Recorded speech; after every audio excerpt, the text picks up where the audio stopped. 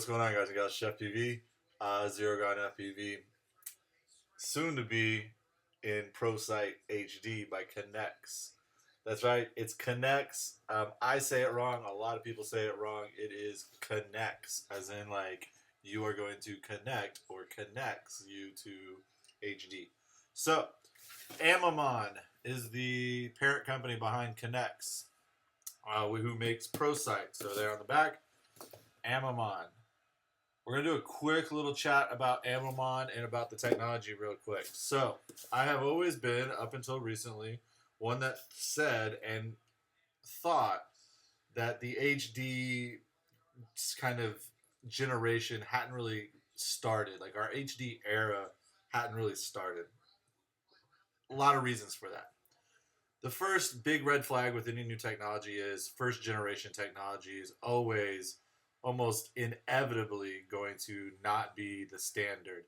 Second, third, fourth generation hardware typically becomes standard across the board. So with ProSight, it was something where, with everything else in the industry being knocked off and cloned, and by the time you came out with something that was really new and innovative, three other people were right behind you at that same factory getting the same products made. So people really didn't buy in, and neither did I.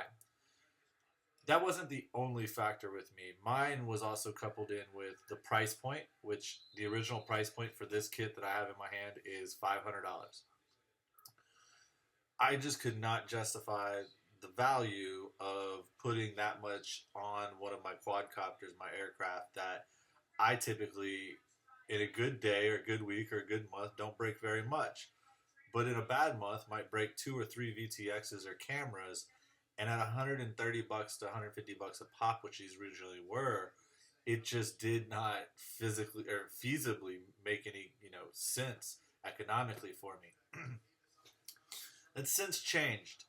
Their price point had came down for the holidays. Everybody thought it was just a holiday sale, but they actually have now, I believe, made it known that that price point is going to stick. And so this price point is now $100 less, and it's $400 for this kit. And in this kit is the standard ProSight starters. What is it? The Vision Pack, which is the base station, the camera, the VTX, and all the cables. So it gets you going with one quad. Now, break that down, and you've got $200 for the radio ground or the receiver ground station. You've got 120, though technically a replacement's only 100, but 120 in value on the VTX in theory. It's 70 to 100 in value on the camera, depending on if you do 100 and 100 or 130 and 70, if that makes sense. Just depends on where you get it, I believe. I don't know how the pricing really works. It's weird. I still have to do more up on that. But you're looking at $200 a quad to outfit them with VTX and camera. And I know that sounds really expensive, and it does. It is. I mean, especially camera-wise, $100, you're like, wow, what?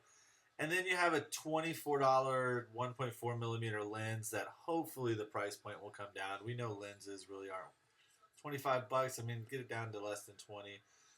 But right now they can't even keep them in stock. So you're adding another $25 lens. You start getting into a decent amount of money just to convert a quad. But again, I start thinking about it. Guys are running monster cameras, $70 cameras. Guys are running $50 VTXs. I run a $30 VTX, a Unify Pro Race, and I run usually a $40 to $50 camera in an OG Owl or a new Owl or really the Eagle with a. Anyway, so $60, right? So I'm looking at $100. So I'm doubling that with going with a camera and VTX from ProSight. But I put one of these. And sometimes I put one of these that has a number 5 on the side of it. And everybody knows how much those are. So you're adding a couple $100 more. And actually every flight I record. So every flight I have a couple $100 extra on top. So then how can I justify the price, right? Like I can't, if I can lose this off and just record HD video off of this, which will be 720, but it'll be more realistic and just a better, the actual FPV camera, which is pretty interesting to have. There's a trade-off there, so the price point anyways, whatever. That also for me, which I know a racer wouldn't say this, but for me, losing this weight is a huge factor in what our total conversion weight will be. So anyways, that's where I wanted to start. Amamon's been doing this, by the way, for 20, 25 years. I don't even know the actual number of years. I should research that. But a long time in professional cinematic and commercial work with transmitting signals wirelessly, whether they're in the air or ground or wherever. That's what Amamon has always been doing. So they know what they're doing. They've invested a lot of money behind this product, and this product isn't going anywhere anytime soon. And that being said, the generation that's currently in hand is definitely very usable and being shown to be usable by people like Bapu. Brian Morris is running one. Abel, Navihawk, all these guys are running them and converting full time, a lot of them. So just very interesting. Let's crack into it and get it open. I know that's what you're here for. Here's our official unboxing of the Connex. I'll go ahead and dip this down into a short condensed version. So you just joining us, you just got the long version. Go feel free to watch where I talk about why I converted to HD now, because the price point is just exactly where it needs to be. I don't think it's going to come down much. The hardware isn't going to change, from my understanding, by who I've talked to, anytime soon.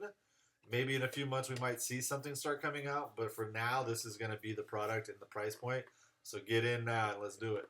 So we opened it up there. Great box.